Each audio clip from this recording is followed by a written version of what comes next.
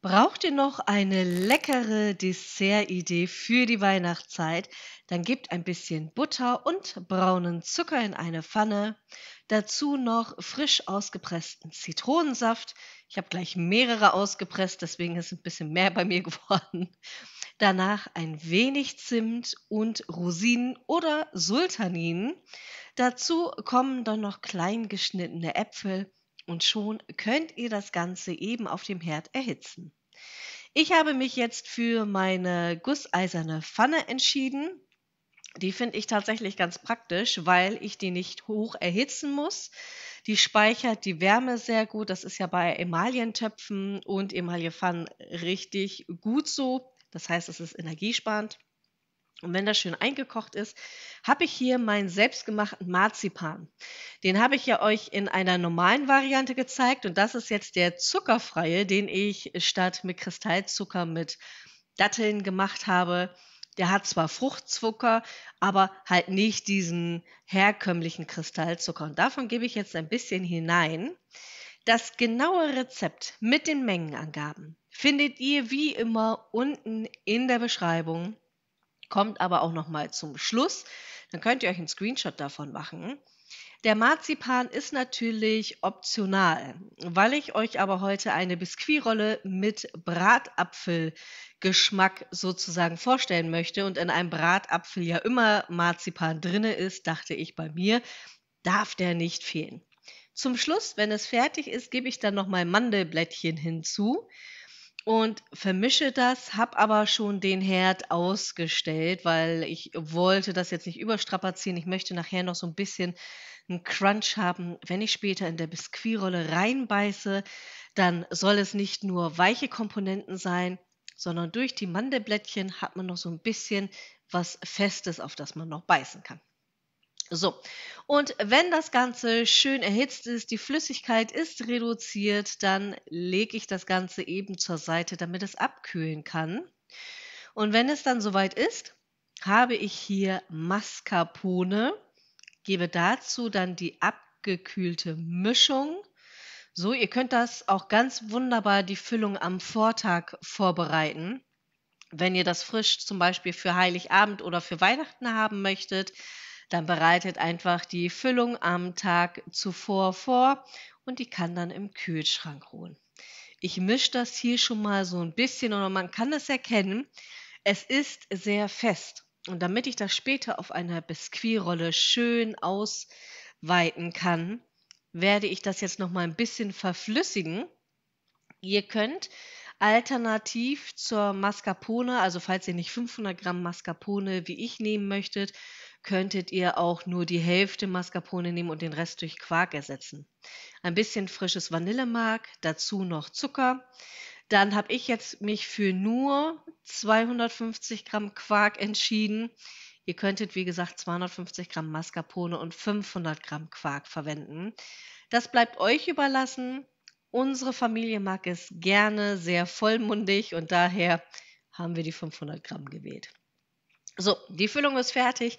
Kommen wir jetzt zu dem Biskuit. Und dafür mache ich jetzt hier von meiner KitchenAid den Teigrührer mal eben hier fertig. Gebe die Eier in die Schüssel, genauso wie die Prise Salz. Das Ganze muss jetzt gut durchgemischt werden. Und da kann ich euch sehr ans Herz legen, wenn ihr einen Biskuitteig macht, ist es am besten, wenn ihr die Eier warm stellt vorher. Dann habt ihr wirklich bessere Ergebnisse und ihr seht, dass ich es jetzt gerade sehr hoch rühre. Später gehe ich auf die Stufe 6 runter. Das ist immer noch sehr schnell, aber dadurch habe ich kleinere Luftbläschen und der Teig ist später stabiler. Und was ich jetzt gerade noch hinzufüge, das ist die selbst hergestellte Hefe, das Hefewasser. Wie ihr das ganz einfach selber machen könnt, erfahrt ihr oben rechts unter dem i. Da habe ich die ganze Playlist. Ich habe das auf Stufe 6 gemacht. Ich habe es extra nochmal abfotografiert. Und wenn er dann wirklich so schön aufgegangen ist, so nach 10, 15 Minuten, seid da wirklich geduldig. Erst dann gebt ihr so ein bisschen portionsweise noch einmal den Zucker hinein. Ganz vorsichtig, immer so ein bisschen ordentlich dabei weiterrühren, also weiterhin auf Stufe 6, zumindest bei der KitchenAid. Ihr könnt das natürlich auch mit dem Handrührgerät machen oder aber mit eurer anderen Küchenmaschine, die ihr vielleicht habt. Ich habe jetzt heute die KitchenAid genommen. Die mag ich wirklich total gerne, weil die so schön einmal Biskuit aufschlägt. Guckt euch das an. Es muss noch nicht komplett fest sein, keine Sorge, das kann so bleiben. Und danach auf niedrigster Stufe dann das Mehl unterrühren. Alternativ könnt ihr es auch so machen, dass ihr das Mehl mit dem Teigrührer per Hand einmal drüber gebt. Wer auf Nummer sicher gehen möchte, kann das Ganze auch noch mal sieben. Ich bin hier wirklich ganz vorsichtig bei gewesen und habe wirklich das Mehl ganz langsam hinzugegeben, habe gewartet, bis es langsam untergerührt war. Ihr könnt es auch dann mit dem Löffel machen. So, und wenn es dann soweit ist, gebe ich das jetzt bei mir auf das Backblech. Nicht wundern, ich habe ja den Mini-Backofen von Stillstern, mit dem ich so gerne backe. Das ist jetzt das Backblech von dem Mini-Backofen.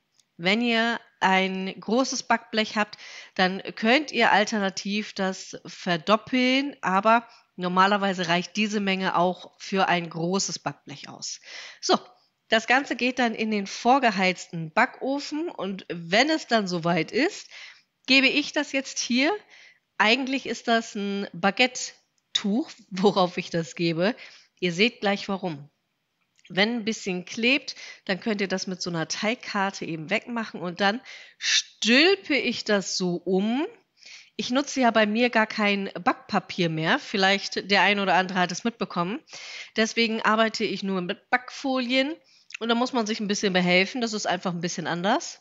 Und die Backfolie reibe ich dann mit einem feuchten Tuch, also das habe ich vorher ganz nass gemacht, eben aus. Ihr könnt sogar noch ein bisschen mehr Wasser nehmen und dann geht ihr über diese Backfolie drüber oder auch Backpapier, wenn ihr damit arbeitet.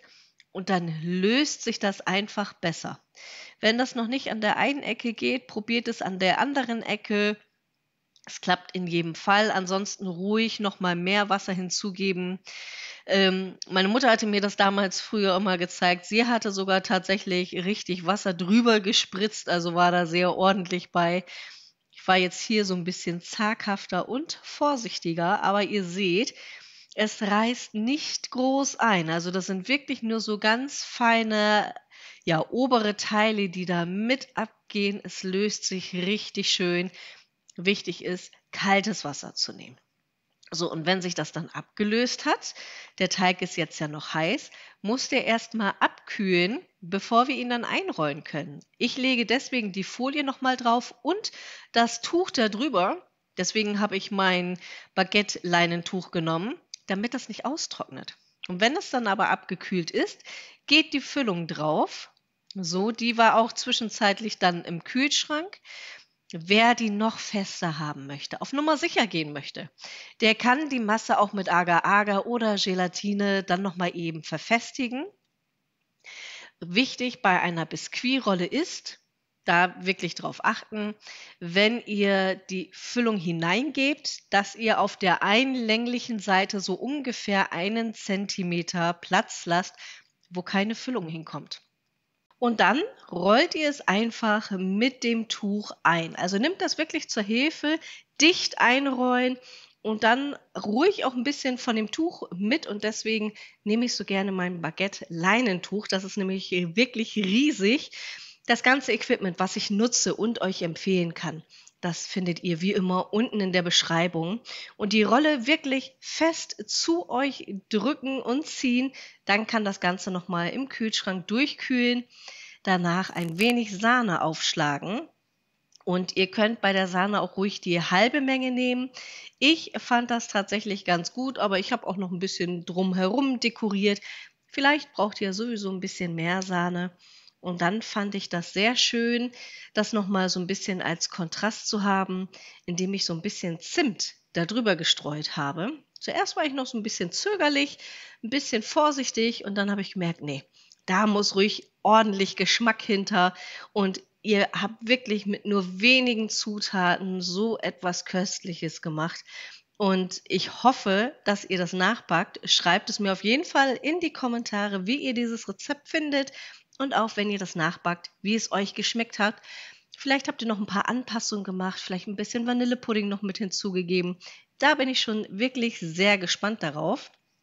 Ich habe dann die restliche Sahne dann verwendet, um hier so kleine Tupfer zu machen. Die habe ich auch noch mal außenrum gemacht. Dann habe ich noch so ein paar Mandelblättchen drüber gegeben und ein paar Rosinen, einfach noch mal so als Eyecatcher. Und weil es ja ein Bratapfelbiskuit ist, dachte ich mir, das macht tatsächlich auch Sinn, hier noch ein paar getrocknete Apfelchips draufzugeben. Der Anschnitt ist super einfach gelungen, also einfach ein scharfes Messer nehmen. Ich bin immer ein bisschen vorsichtig, gerade wenn es um Videos für euch geht. So, aber ihr seht es, ein schönes Stück geworden, tolle Füllung. In diesen Videos sehen wir uns wieder. Ich freue mich schon sehr auf euch. Ich bin bald wieder zurück und liebe Grüße, eure Emma.